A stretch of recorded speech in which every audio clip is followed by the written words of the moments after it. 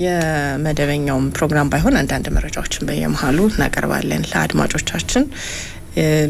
ሰሞኑን ያው እንደ ሀገርም ሀዘን ላይ ነን። በመላው ጋሞ ዞን በደረሰው አደጋ በርካታ ወገኖቻችን ያው ህይወታቸውን አጥተዋል። አካባቢው ላይ የሀዘን ድባብ ነው ያለው። ይህንንም ደግሞ በስፍራው በመገኘት ጉብኝት በማድረግም እንዲሁም ደግሞ በአካባቢው ያሉ ሀዘን የደረሰባቸው ወገኖችንም ለማጽናናት ከፍተኛ የመንግስት ባለስልጣናት ጭምር በአካባቢው እየሄዱ ሀዘኑን እየተጋሩ ይገኛሉ። ሚዲያዎች ላይም እንደዚሁ ያው ይሄንን ሀዘን እየተጋራ እንገኛለን። ሁላችንም መጽናናትን እንመኛለን። በአካባቢው ደግሞ መልሰው እንግዲህ ድጋፍ ተደርጎላቸው አስቸኳይ እርዳታዎች ተደርገው ማህበረሰቡ እንዲያገግምና ዘላቂ የሆነ ከዚህ ችግር የሚወጡበት መንገድ እንዲመቻችን ምኞታችን ነው።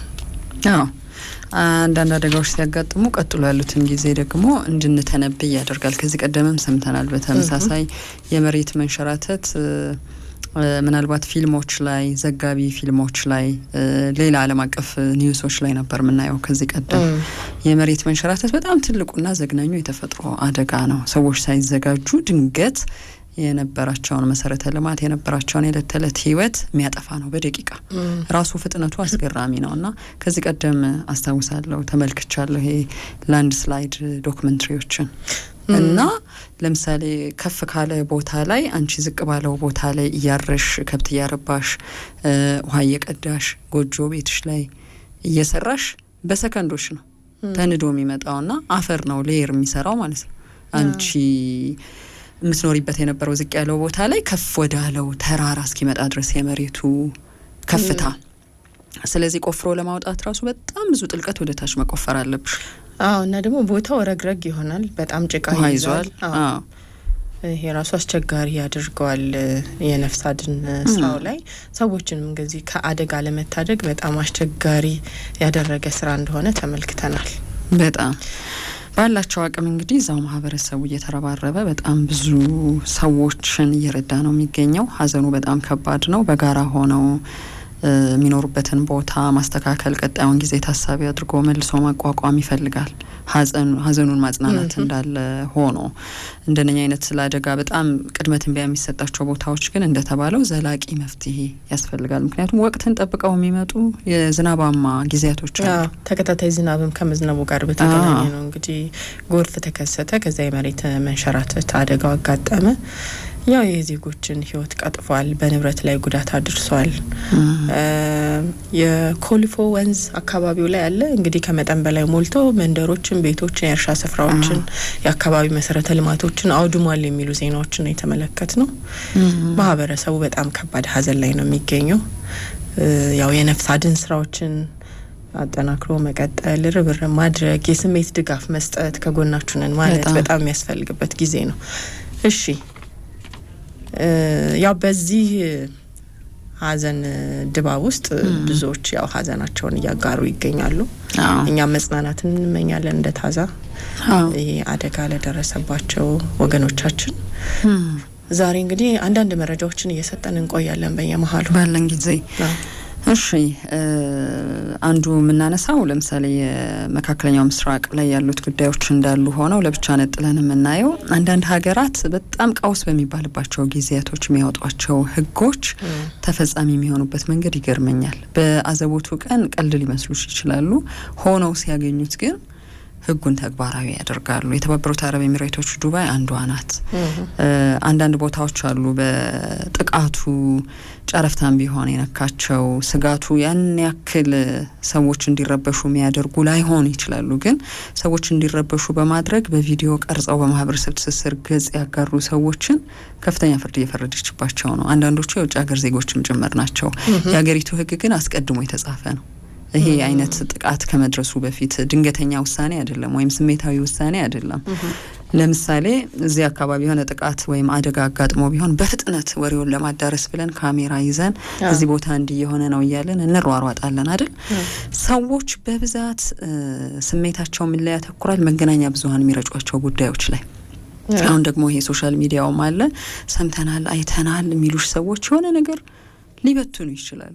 በበተኑት ነገር ውስጥ ሰዎች ተስፋ ሊቆርጡ ይችላሉ። በበተኑት ነገር ውስጥ ሰዎች ነገ እኔም አይቀርልኝም ይሄ አደጋ ሊሉ ይችላሉ። ብዙም ጥንቃቄ የተሞላበት አይደለም። እንደወረዱ ያሉ ምስሎችን የማጋራት ነገሮችን እየተመለከትን ነው። ምክንያቱም ምንም ኃላፊነት የሚሰማው ሰው አይደለም፣ ዘገባ አይደለም። ያው ዋናው ከሙያው ጋር በተገናኘ ያለው ሁሉም ነገር እንደወረደ አይታይም የሚለው ነው አይደለ? የሰዎችን ስሜት መመልከት፣ የሰዎችን ስነ ልቦና፣ ሞራላቸው እነዚህን ሁሉ ጠብቀሽ ነው ማሰራጨት ያለብሽ እንጂ እንደወረዱ ነገሮች መተላለፋቸው ማን ላይ ምን ጉዳት ሊያደርስ ይችላል፣ ማየት ያምሮ ጉዳት፣ የስነ ልቦና ጉዳት የሚለው አይታይም። ይሄ በጣም ተበራክቷል። ሰው ሰራሽ ሊሆን ይችላል። የሶሻል ሚዲያ ዘመን ከመሆኑ ጋር በተገናኘ የተፈጥሮ አደጋ ሊሆን ይችላል። በእጃችን ስልክ ስለያዝንና አንዳንድ ነገሮችን መቅረጽ ስለቻልን ማስተላለፍ እንዳለብን አይነት ሆኖ የሚሰማን ሰዎች ካለን ሀገራት፣ አንዳንድ ከተሞች፣ አንዳንድ ቀጠናዎች ከተማ ውስጥም ሆነው አንዳንድ ቦታዎች ያልተፈቀዱ ዞኖች ውስጥ የተካተቱ በህግ የምንጠየቅባቸው ነገሮች ይኖራሉ እና እሱን ተፈጻሚ ያደረገች ነው።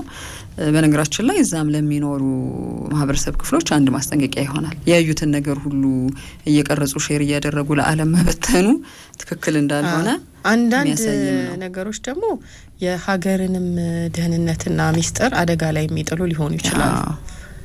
ሀገራት በቃ በሚስጥር እንዲያዙ የሚፈልጓቸው በድብቅ እንዲያዙ የሚፈልጓቸውን ነገሮች ሊሆን ይችላል የምታጋሩ። የሚከለከሉ ቦታዎች አሉ አይደል? እንደ ፎቶግራፍ ማንሳት፣ ቪዲዮ መቅረጽ የሚከለከሉ ቦታዎች አሉ። ዝም ብሎ ተሄዶ አይቀረጽም። በየአካባቢው ልዩ ፍቃድ ይፈልጋሉ። የሃይማኖት ጥብቅ ቦታዎች ይኖራሉ፣ ልዩ ፍቃድም ይፈልጋሉ። ቤተ መንግስት አካባቢ አንዳንድ የደህንነት ስራዎች የሚሰራባቸው ቦታዎች፣ ተቋማት ሊሆኑ ይችላሉ። ዝም ብሎ ፎቶግራፍ ማንሳት፣ ቪዲዮ መቅረጽ አይቻልም በሚል የሚከለከልባቸው ቦታዎች አሉ። ሄደሽም ከቀረጽሽ ምንድነው እያወራሽ ያለሽ ወይም ይዘቱ ምንድነው የሚለውንም ታሳቢ የሚያደርጉ ጥያቄዎችና የደህንነት ፍተሻዎች የሚያደርጉ ተቋማትም መንግስታትም አሉ። ለማንኛውም የህዝብን ሰላም የሚያውኩና ያልተገቡ ፕሮፓጋንዳዎችን ማሰራጨት በሚል ነው አንድ እንግሊዛዊንና ለዛውም ለእንግሊዝ በጣም ቤተኛ የሆነች ሀገር ናት አይደል? ዱባይ ቤታቸው ነው ማለት ይቻላል። ከረፍት ጊዜያቸውን ለጉብኝት እኮ ነው የመጣው። ልጆቻቸውን ልከው የሚያስተምሩበት እንግሊዝ እና ከሌሎች 20 ግለሰቦች ጋር በከፍተኛ የወንጀል ክስ ይዛቸዋለች። የሳይበር ደህንነት አቅሟን እየፈተሸች ያለችበት ትክክለኛ ወቅትም ተብሎላታል። በሳይበር ደህንነታችን አንዳንድ ጊዜ ተደፍረናል፣ አልተደፈርንም እንደ ቀጠና የሚባለውንም ነገር ይፈትሻሉ አንዳንድ ሀገራት። በእርግጥ ገንዘብ ይጠይቃል ሁልጊዜ እንደምንለው። ማምን እያደረገ ነው፣ የቱ ድረስ ሄደን መከላከል እንችላለን፣ ይሄን ሲያደርጉ ስናገኛቸውስ እንዴት ባለ ሀገር ውስጥም ያለም አቀፍ ወንጀልም እንከሳቸዋለን የሚለው አንድ መነሻ ነው። ሰውየው ፈርቶ ይቅርታ ጠይቆ ከገጾቹ ላይ አጥፍቷል። ነገር ግን ቢያጠፋም በቃ ወንጀለኛ ነው፣ ወንጀለኛ ነው። አንዳንድ ይቅርማ ይባሉ ነገሮች አሉ። በቃ በህግ ያስቀመጡት ነገር አለ፣ በወንጀል የሚያስጠይቅ ነው። እዛ ስለተገኘሽ ብቻ ይሄን እየዘገብኩ ነው እያልሽ አቲም ማለት ነው። እንደዛ አይነት ግርግር ውስጥ አለመግባት። እንደዚህ አይነት መጋራት የለባቸው የሚባሉ ምስሎችን በማስመልከት በተጋራባቸው ፕላትፎርሞች ላይ በፍጥነት እንዲጠፋ እንዲወርድ ማስደረግ ይቻላል። ልክ ነው። አንዱ እርምጃ ይሄ ነው። ግን ሀገራት የየራሳቸው የሚያስቀምጡት የገንዘብ ቅጣት ሊኖር ይችላል፣ እስር ሊኖር ይችላል። ከዛ ያው ቪዲዮን እና ፎቶግራፉን ማስጠፋትን ጨምሮ ማለት ነው። ግን ከበድ ያለውንም ቅጣት ሊወስዱ ይችላሉ። አንዳንዶቹ ነገሮች በምህረት ስትታይ ሌሎች ብዙ አጥፊዎች ይበረታታሉ የሚል ነው እሷም እንግዲህ እንደ አቋም የያዘችው። ስለዚህ ጎብኚ ሆነው ለዛውም ይህን ፕሮቶኮል አላቃውም ህግ አላቃውም ማለት ራሱ ሌላ ተጠያቂነት ነው።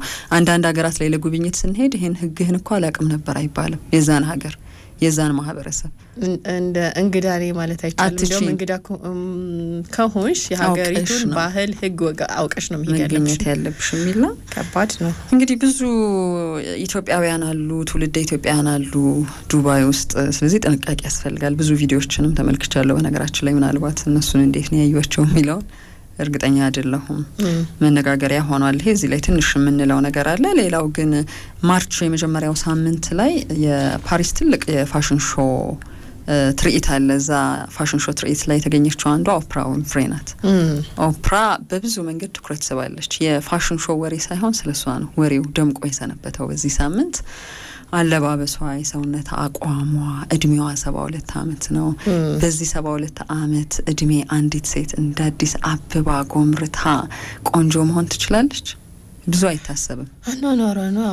የራሷን እኮ ምግብ እያመረተች ነው የምትመገበው። ከጓሮ ነው ሁሉ ነገር።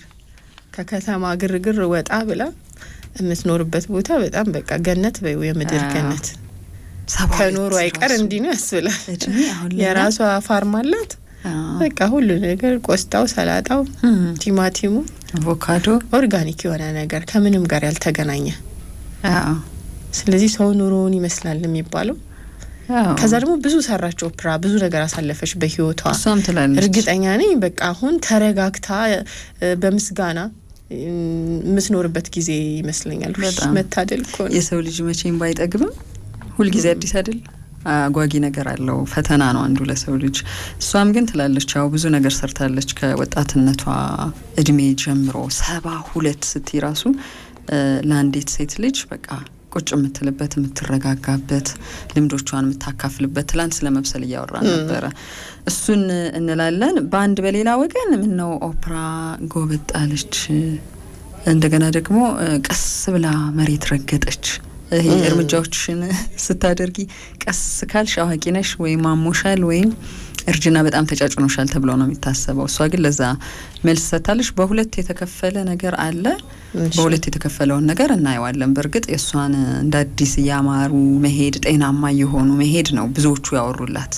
እንዴት ነው ጤናንም ውበትንም መላደንነትን እንዲህ ማስጠበቅ የሚቻለው የሚለውን እና ዘ ኦፕራ ዌይ ኦፍ ላይፍ የሚል ያጋራችሁ አንድ ማኑዋል አለ፣ መውሰድ ይቻላል። እንግዲህ ዘ ኦፕራ ዌይ ኦፍ ላይፍ በቃ ገጠር ግባ ነው። ምን እያደረገች እየኖረች ነው ኦፕራ የሚለው እርሻ ነገር ትፈልጊና ከተፈጥሮ ጋር በጣም መገናኘት፣ መረጋጋት፣ ቪላ ቤት የሚያምር ቪላ ቤቱ ደግሞ የሆነ ውጭውን የሚያሳይሽ በመስታወት ቢሆን ይመረጣል። ሰፋ ያለ ነገር እንዲኖርሽ ብዙ ነው ብቻ እዚህ ጋር ካረገቻቸው ውስጥ 1-2 ጥጆች ላም ምናምን ይኖርሻል። ዶሮዎቹም አሉ፣ ድመት አለ፣ ምንጫጩ ዶሮዎች አሉ። ከዛ ደግሞ ይሄ ምንጭ የለም ጥርት ያለ ውሃ የሚፈስ ሁሉም አለ እሷ ጋር። ሄደሻል? ምኞቴን እኮ ነው የምነግርሽ። ያየናቸው ሁሉ ደስ የሚል ይሄ ተረጋጋ ህይወት በተፈጥሮ ተከበሽ መስኖሪበት። ድምጹ ራሱ ይለያል። የጅረቱ ድምጽ፣ የወፎቹ፣ ፈረሱ ራሱ ታዲያ ፈረስ አለ፣ ነጭ ፈረስ አለ መሀል ላይ ፈረሱ በረጅም ገመድ ታስሮ ሳር ይግጣል በደስታ አረንጓዴ ሳሩን እየጋጠ እልፍ ብሎ የሳር ክምር አለ። ወዲህ ደግሞ ያልሻቸው ከብቶችም የቤት እንስሳት አሉ። ራሱ መተሳሰባቸው፣ ፍቅራቸው እንጂ ራሳቸው እንስሳቶች ቦታው በቃ ኔቸር እንዴት እንዳልሽው እኮ ነው። ተፈጥሮ ራሱ ተስማምቶ የሚኖርበት ቦታ ነው። ሁሉም ነገር ተናቦ ተስማምቶ ያስብላል። ቪዲዮ ላይ ብቻ እያየ ነው እንዳንኖር እንዳናረች ምን ታደርጊዋለሽ? የእይታ ጊዜ እኮ ነው ይሄ ሲሙሌሽን የሚባለው። ከሌለሽ እያየሽ ትኖሪያለሽ ሰው የሚኖረውን ህይወት። ግን ደግሞ በቃ እንደዚህ ብዙ ስራዎችን ሰርቶ ብዙ ነገር አበርክቶ ይሄን ያክል ተጽዕኖ ፈጥሮ መጨረሻ ላይ የምትረጋጊበትን እድል አግኝተሽ በዚህ መንገድ ነው ከዚህ በኋላ ህይወቴን የምመራው የሚለውን ህይወት መከተል በጣም የሚያስገርምም የሚያስቀናም ነው። ጂም አሰራሯ ብቻ ብዙ ሰው የሚመለከትለት ነው። ይሄ የ60ዎቹ መጨረሻና 70ዎቹ መጀመሪያ ላይ በደንብ ታታሪ የሆነችለት ነገር ነው እና ብዙ ወጣት ሴቶችን ሳይቀር ይሄ ከሜኖፖዝ ወይም ደግሞ ከወር አበባ ዑደት ማቆም በኋላ ላለው ህይወት እንደ አዲስ በዚህ ጥንካሬና ደህንነት፣ ጤናማነት፣ ውበት ውስጥ መምጣት ይቻላል የሚለው ማሳየት የቻለች ሴት ናት። ያው ብዙ ምዕራፎች አላት ሴት ልጅ፣ ስንደርስበት ነው የምናውቀው ሁሉንም ነገር። ከሩቅ ሲነገርሽ የፈራሻቸው ነገሮች ሌሎች ሴቶች ላይ ደግሞ አይተሽ እሱ እድሜ ብለሽ የፈራሹ ነገር በአንዳንድ ሰዎች ደግሞ ተጥሶ ራሱን የቻለ ውበት ነው ያም እድሜ እንድንል ያደርጋል። ኦፕራ እንደዛ ሆናለች። ሁሉ ነገር እንዳቀባበሉ ነው በርግጥ። እሺ ስለዚህ ኦፕራ ዌይ ኦፍ ላይፍ የሚለውንም እናያለን። እንዴት ነው ኦፕራ እየኖረች ያለችው በዚህ እድሜዋ የሚለው በቃ ጥሩ ነው። መጋራት የምንችለው ኤክስፒሪየንስ ነው።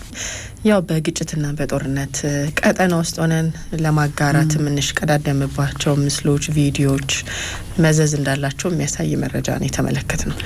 አዎ ሌላው ዓለም እንግዲህ ከስር ወቅቱ ጊዜው ይዞት የሚመጣው ውስብስብ ነገር ቴክኖሎጂዎች ጥቅም ላይ ሲውሉ ከሚያበረክቱልን ጸጋ በላይ ደግሞ ችግርና ቀውስ ሲመጣ ማንወጣበት ነገር ውስጥ ሊከቱን ይችላሉ የሚለውን አስቀድመው መመሪያ የሚያደርጉለትና ፕሮቶኮል አላት። እንደውም በ2026 ይሄ ጦርነት ከመምጣቱ በፊት የተሻሻለ የሳይበር ሴኩሪቲ ፕሮቶኮል የምትለው ወይም ስትራቴጂ የምትለው እንዳላት እየተመለከትኩ ነበር። በብዙ መንገድ ነው የሚያትቱት። የተባበሩት አረብ ኤሚሬትስ በብዙ መንገድ ነው የሚያደርጉት። በተለይ ይሄ የጦርነት ጊዜ ሲሆን የቀውስ ጊዜ ከሌላ ሀገራት እና ተቋማት ጋር ውዝግብ ክርክር ውስጥ እና ችግር ውስጥ በምትገቢባቸው ጊዜ በዋነኝነት ይሄ ዋር ታይም የሚሉት ወይም በጦርነት ጊዜ ዜጎችም እዛ ምድር ላይ የተገኙ የሌላ ሀገር ዜጎችም ማንኛውም ሰው ማድረግ የሌለባቸውን ነገሮች በህግ ደንግገው አስቀምጠውታል።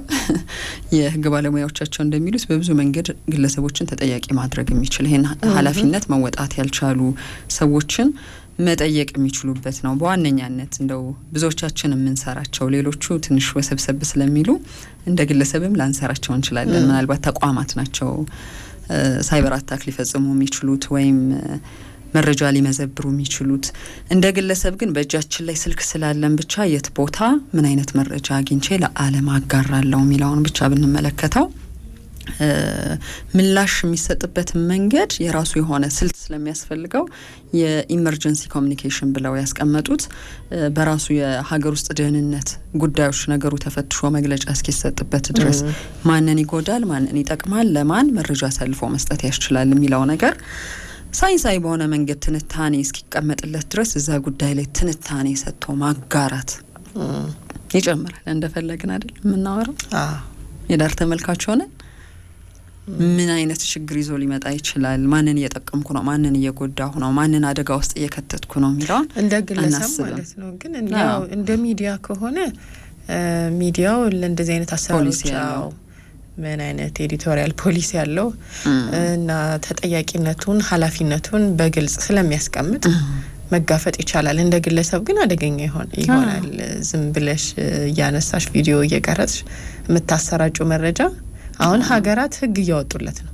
በደንብ ጉዳቱን ያውቁታል። በሰከንድ ምን አይነት ችግር ይዞ ይመጣል የሚለውን በመሰለኝ በደሳለኝ ብዙ ነገር መሰራት የለበትም። እሱን መቆጣጠር መቻልም ነው አንዱ ከሳይበር አታክ ጋር በተገናኘ እንዴት ተቆጣጥረውታል ቴክኖሎጂውን የሚለውን የሚያዩበት መንገድ። ሌላኛው አሁን ሰዎቹም የተከሰሱት ይሄን እንግሊዛዊ ጨምሮ በነገርሽ ላይ በሰለ ካልነው የበሰለ ሰው ነው፣ ከሰለጠነ ሀገር የመጣ ነው፣ የ60 አመት ሰው ነው ሰውየው። ግን አብረውት 20 ሰዎች ክስ ተመስርቶባቸዋል። 20ዎቹ ሰዎች ለምንድን ነው ክስ የተመሰረተባቸው? ጉዳዩን ቪዲዮዎቹን በፊት ገጻቸው ላይ ያደረጉ በማጋራታቸው።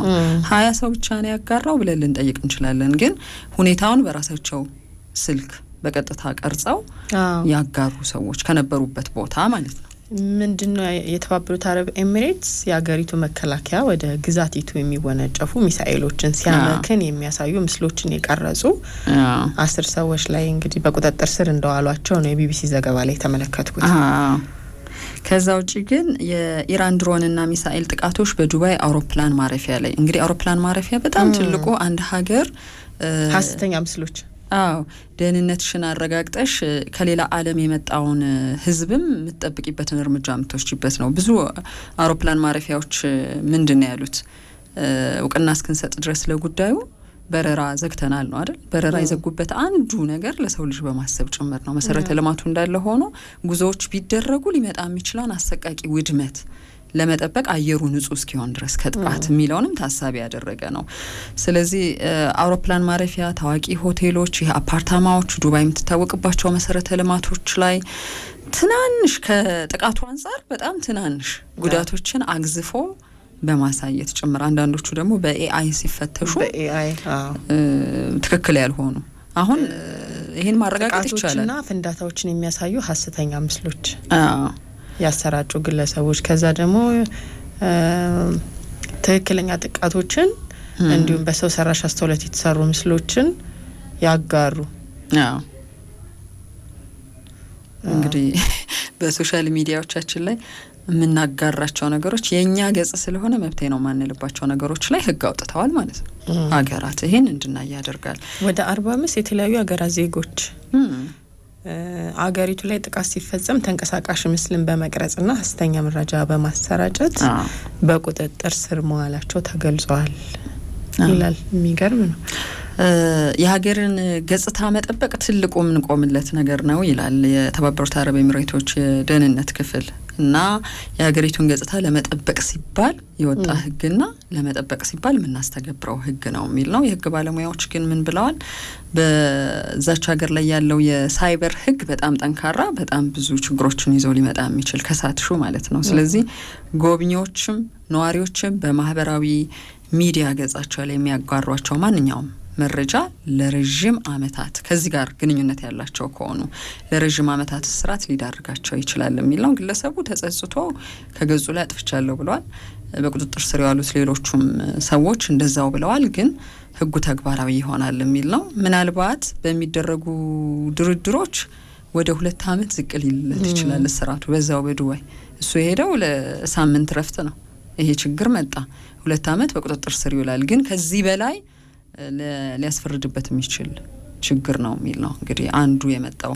ሌላ ግን አንድ ያነበብኩት ነገር ምንድነው በግዙፍ መሰረተ ልማቶቻቸው ላይ ስለ ተባበሩት አረብ ኤሚሬቶች አይደል የምናወራው፣ በግዙፍ መሰረተ ልማቶቻቸው ላይ የምታደርጊያቸው መሰል በጦርነት በቀውስ ጊዜ ያሉ የምታጋሪያቸው ቪዲዮዎች፣ ትንተናዎችና መረጃ አግኝቻለሁ ብለሽ በራስሽ መንገድ የምታጋሪያቸው ነገሮች ላይ በወንጀል ተጠያቂ እንድትሆኝ ያድርገዋል።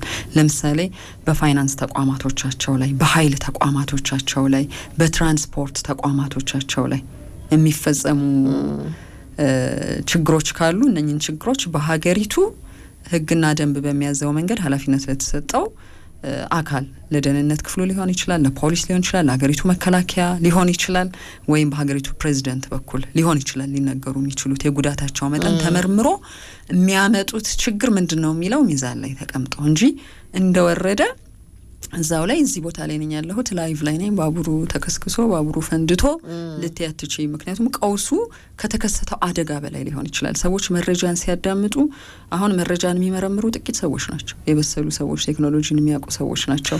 አሁን ሁሉም ሰው መረጃ አሰራጭ ነኝ የሚልበት ጊዜ ነው። ያ ፈተና ይመስለኛል እንደዚህ አይነት ህጎችን እንዲያወጡ ያስገድዳቸው። ኃላፊነት የጎደላቸው ነገሮች ይደረጋሉ። ምክንያቱም ሁሉም ሰው እጅ ላይ ስልክ ገብቷል። በተገኘበት ቦታ ላይ ሁሉ ልክ እንደ አይንም ማኝ ነኝ በሚል ነው አይደለ መረጃ አለውበት የዚህ ሁኔታ አካል ነኝ ብሎ መረጃዎችን የማሰራጨት ነገር አለ። ግን ይሄ ሲሆን የእውነትም የሆነ ገደብ ካላስቀመጥሽለት ሁሉ ሰው ተነስቶ ይሄ ጥበቃ የሚደረግለትን ጊዜ ተወስዶ ታስቦበት መድረስ ያለበትን መረጃ ሁሉ አደጋ ከመረጃው ይልቅ የሚያመጣው አደጋ ሊበልጥ ይችላል። ምንድነው የሚለው? አንዱ አይተሽ ከሆነ ለማረጋጋት የሚወሰዱት ነገሮች ብልሃት የተጨመረባቸው ናቸው። ለምሳሌ መሪው ጦርነቱ በተጀመረ በ4ኛው ቀን ይመስለኛል ካልተሳሳትኩ ለህዝብ የሰጡት መግለጫ ነበረ። ከሌላው ዓለም የመጡ ወደ 25,000 የሚሆኑ ዜጎች ሳይቀሩ የኛ ዜጎች ናቸው እዚህ ምድር ላይ እስካሉ ድረስ ስለ ምግባቸው፣ ስለ ደህንነታቸው፣ ስለ ጤናቸው ወደ መጡበት እስኪመለሱ ያለው ኮስት ሁሉ የኛ ነው። ምንም እንዳይጨነቁ፣ ነገሩ ከቁጥጥራችን በላይ ሊሆን አይችልም። ማድረግ በምንችለው ነገር ሁሉ ያልፋሉ እነኚህ የቀውስ ጊዜያቶች። ግን ተረጋጉ የሚል ነው። አንድ ሀገርን የሚመራ አካል እንዲህ ነው የሚለው። የመጨረሻ እንደው በቃ ሰማይና ምድር ተጋጠሙ የምንልበት ቀውስ ቢመጣ እንኳን ዓለም ላይ ማለት ነው። ከዛ አልፎ የለም ውሸት ነው ከጀርባ ይሄን እያየው ነው ይሄን እያስተዋልኩ ነው የሚሉት ብጥበጣዎች የሀገርን ሰላም ያደፈርሳሉ፣ ገጽታ ያበላሻሉ። እነ ዱባይ ደግሞ እንደምናውቀው ነው ያው ለረጅም አመታት የገነቡት ገጽታ፣ ለረጅም አመታት ራሳቸውን ያስተዋወቁበት ሰላማዊ ምድር የመሆን ማንነት አለ። እሱን አሳልፈው አይሰጡ። የዓለም ህዝብ መዳረሻ ሆነዋል እኮ አይደለም? የዓለም ታዋቂ ሰዎች ቢሆኑ የስፖርት ኮከቦች፣ የመዝናኛው ዓለም ሰዎች ሁሉ ዱባይን መዳረሻ አድርገዋታል ከተራው ሰው በተጨማሪ። እና ይሄ ቀላል ነገር አይደለም። ትልቅ ስራ ሰርተዋል። ምቹ ደህንነቷ የተጠበቀ ሰላማዊ መዳረሻ እንድትሆን በደንብ ተሰርቶባታል። ልክ ነው። ሌሎችም ሀገራት እንግዲህ አድርገው ሊሆን ይችላል። ጎልቶ ያየሁት ግን የተባበሩት አረብ ኤሚሬቶችን ነው። ኢራን በተመሳሳይ በነገሮች ላይ በዚህ አይነት ነገር መጀመሪያውኑም አላት ጥብቅ ሕግ፣ ግን ቀውስ ላይ ሲሆን ደግሞ ነገሮች ሊያፈተልኩ ይችላሉ። እሱን ቁጥጥር እያደረገችበት ስለመሆኑ እየሰማን ነበረ ሰሞኑን።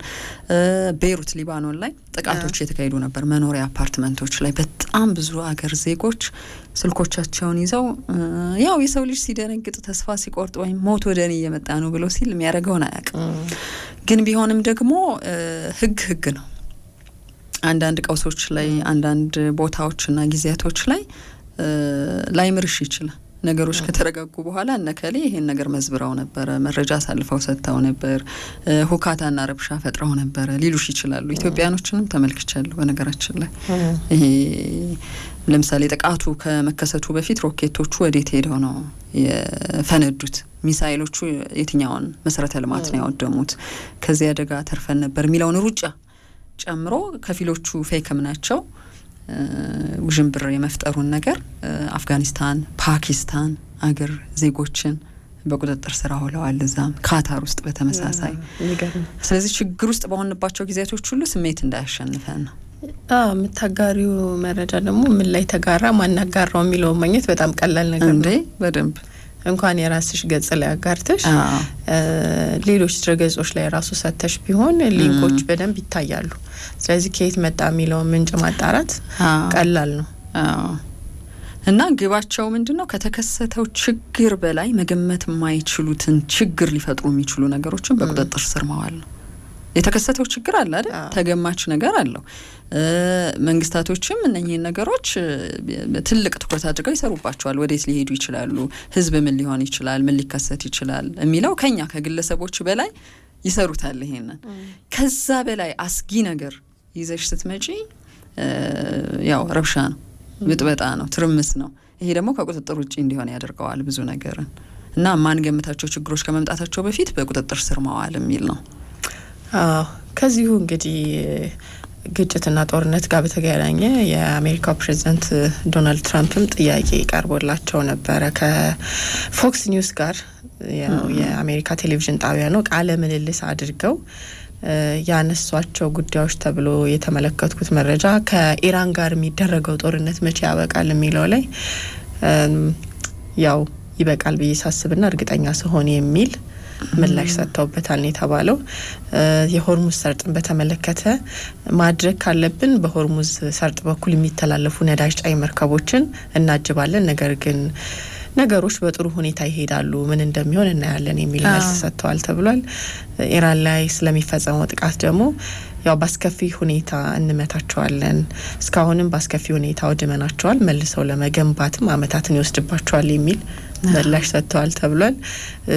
ከዛ ውጪ ያው እንግዲህ መካከለኛው ምስራቅ ላይም ካሉ ሀገራት ጋር በተገናኘ ከብዙዎቹ ጋር መነጋገራቸውንና ያለው አንድነት ጠንካራ ነው፣ ሀገራቱ ራሳቸውን ለመጠበቅ ጥሩ ስራ እየሰሩ ነው የሚለው ምላሽ መስጠታቸውን የሚያሳይ ዘገባም ተመልክቻለሁ ቢቢሲ ላይ። ብዙ እዛ አካባቢ ያሉ ጉዳዮች እየወጡ ነው። አንደኛው የገረመኝ ነገር የካሜኒ ልጅ ተሾመው የለ በይፋ ኢራንን እንዲያስተዳድሩ እና እሳቸው ከተሾሙ በኋላ ሙጅተባ ካሜኒ በኤክስ ገጻቸው ላይ በይፋ መጥተዋል። ኤክስ ገጻቸው ላይ ሲመጡ በአንድ ጊዜ ከ1 ሚሊዮን በላይ ተከታዮችን አፍርተዋል የሚለው አንድ መነጋገሪያ ሆኗል። እና ሆርሙዝን በተመለከተ እንደተዘጋ ይቀጥላል የሚል የመጀመሪያ ልጥፋቸውን አድርገው ብዙዎች ተጋርተውታል የሚለውን እየተመለከትኩ ነበረ። እና በአንድ ጊዜ 1.3 ሚሊዮን ተከታዮችን ያፈሩ መሪ ተብለዋል። ባይከተሏቸው ነው የሚገርመኝ አሁን ካለው ውጥረት አንጻር። ከሳቸው በኩል ምን ተባለ የሚለው ተጠይቀው ነበረ ደረሰ ስለተባለው ጉዳትና ጥቃት ማለት ነው። የተጎዳ ይመስለኛል፣ ነገር ግን በህይወት ያለ ይመስለኛል። ሙጅተባ ካሜኒ በይፋ ለህዝብ አልታየም የሚለውን ምላሽ ሰጥተውበታል። የኤአይ ቀነበር ነው የሚለውንም እንደዛ ያው በቃ ዓለም እዛ አካባቢ ያሰፍስፋለች። እንግዲህ ብዙ ነገር ልንሰማ እንችላለን ቀጥሎ ባሉት ጊዜያቶችም። እሺ ታዛር ነው እየሰማች ያላችሁት።